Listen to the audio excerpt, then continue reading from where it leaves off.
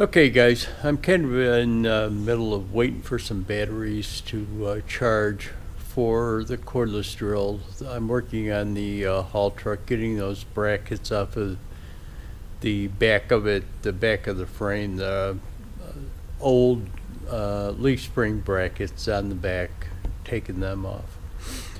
But I wanted to mention something. In my last shop update, I kind of ended the shop update talking about my great-granddaughter, Emma, and the surgery that she needed, saying that I wouldn't be able to post some videos because I would be at the hospital in Rochester. The day that I posted that shop update, that was on a Monday. Monday night, we had a dinner for her. She wanted to have a good luck kind of dinner where we got together some of her friends and some of my grandsons and granddaughter-in-law's friends, and just had a kind of a dinner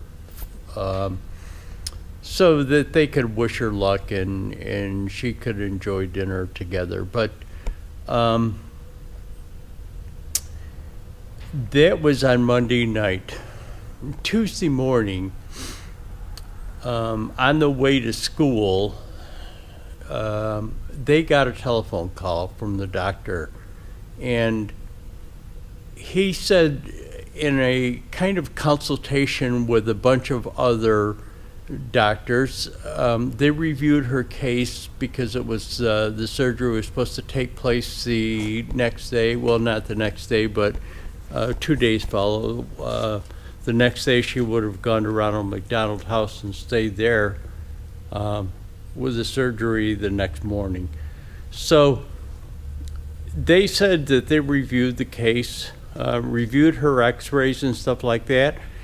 In consultation, they all agreed that they would put the surgery off for 6 months, or give her 6 more months of growth to look at it. So what I've never explained what the surgery was, and Emma had, when she was born, my grandson noticed, and it wasn't even a pediatrician that noticed this. My grandson noticed that her hip kind of moved in and out abnormally a little bit.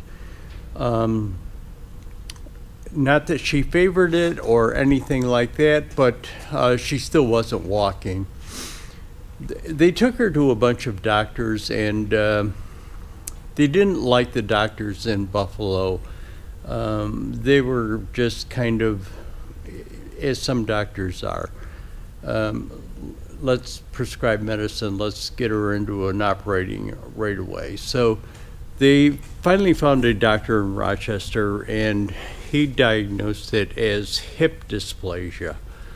I don't know whether you know what it is or not, but it's as the kind of the name implies, or displaced hips. And if you've ever seen my arm, I've always got that armband on there, and it was for her. She was very young when this happened, not even walking yet. I'm going to put a pick and pick up here of her. If you don't know what it is, what they do is they try and reset the hips. They went in orthoscopically, snipped her tendons, and tried to relocate her hips, the balls and the sockets, into a better position and put her in a body cast. So for 6 months she was in a body cast from chest below her armpits down to her ankles, and you'll see it where she's sitting in Ronald McDonald House in a body cast. You can't see the upper part of the cast because she has a little dress on, but it goes from just below her armpits down to her ankles, and she was in that. Well, in them, as she grew, they had to take the cast off and replace it with another cast. She was in them for about 6 months, I think. And they told her, told my grandson at the time that they probably would have to, probably would need another surgery. So it went along, and she's 6 now. So it went along for 4.5 or 5 years. And the last time that they went in, they decided the one was fine, the one hip was fine, the other hip was displaced a little bit. And what they said is that it didn't bother her now. She runs, she walks fine, she is able to run and do everything. But they said it could affect her later in life, like she could form arthritis or have problems with it later in life. So they recommended going in and doing this surgery where they would actually take a piece of sterile cadaver bone and embed it into her hip joint to have the hip form better into the cup, the socket form better into the cup, give it more stability in her growth. As she grows, it would grow more into the cup. So that's what they were gonna do. It was a very hard decision for my grandson and his wife to make because she was in no pain. But they didn't want her to have that possibility of having issues later in her life where it would have been, correcting it would have been a lot harder on her than it would while she was young. So anyways, surgery's off. Everybody was happy.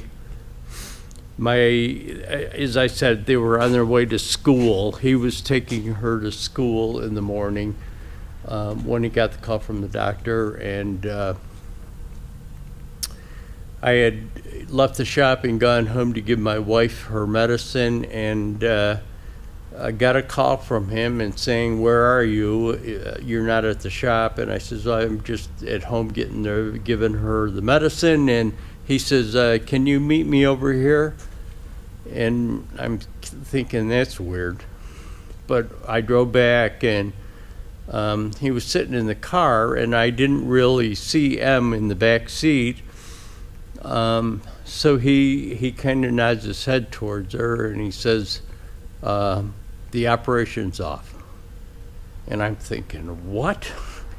You know, it was just, everybody was stunned that they got that phone call. Just absolutely stunned that they had postponed it, because the group consensus among the doctors was that it was displaced a little bit, but it wasn't that bad, and they wanted to give her another 6 months to see how her growth would go and if it formed better in those 6 months. So that's what they are. It's off for at least 6 months, and possibly she won't have to have it at all. But I just really want to thank you guys for all of the comments and all of the well wishes and all of the thoughts for her in the operation. Even though it didn't happen, it is greatly, greatly appreciated. So thanks, guys.